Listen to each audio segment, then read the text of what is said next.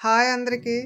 ఈరోజు నేను fish fry చేయబోతున్నాను. అది డీప్ ఫ్రై చేయకుండా నేను ఎలా ఫ్రై చేస్తానో మీకు చూపిస్తా. ఇందులో సరిపడా సాల్ట్ వేసేస్తున్నాను, 1 స్పూన్ పట్టింది. అందులోకి జీలకర్ర ధనియాల పొడి కూడా వేసేస్తున్నాను. కొద్దిగా పసుపు, సరిపడా కారం 1 స్పూన్ పట్టింది. ఇందులోకి ఫిష్ మసాలా కూడా 1/2 టీ స్పూన్ వేస్తున్నాను. అందులోనే కొంచెం ఆయిల్,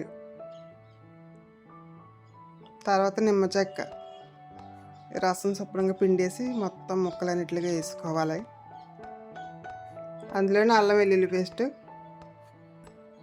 మొత్తం వీటిలన్నీ ముక్కలకు పట్టించాలి. ఇలా బాగా పట్టించాక వీటిని ఫ్రిడ్జ్లో పెట్టేసుకుందాము. మొత్తం వీటిలన్నింటినీ వేరే గిన్నెలోకి వేసేసుకొని తర్వాత వీటిని ఫ్రిడ్జ్లో పెట్టేసుకుందాం.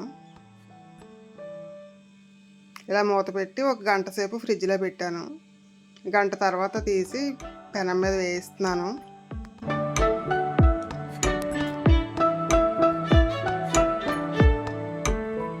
మీడియం ఫ్లేమ్లో వేయించుకోవాలి, లేకపోతే ముక్క మాడిపోయి లోపల ఉడకకుండా ఉంటుంది అన్నమాట. వీటిని మధ్యలోనే తిరగేసుకోవాలి ఒకసారి. జాగ్రత్తగా తిరగేసుకోవాలి, లేదంటే ముక్క విడిపోతుంది.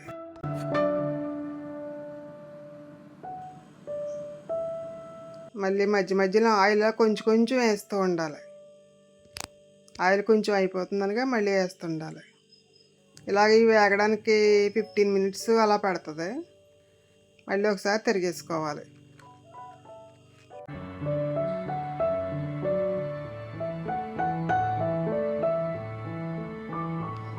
చూసారా ఎంత కలర్ఫుల్గా కనిపిస్తున్నాయి, ఎమ్మి టేస్టీగా ఉంటాయండి.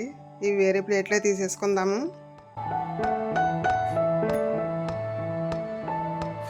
ఇలా సర్వ్ చేసుకోవడమే, అంతే. Fish fry ready.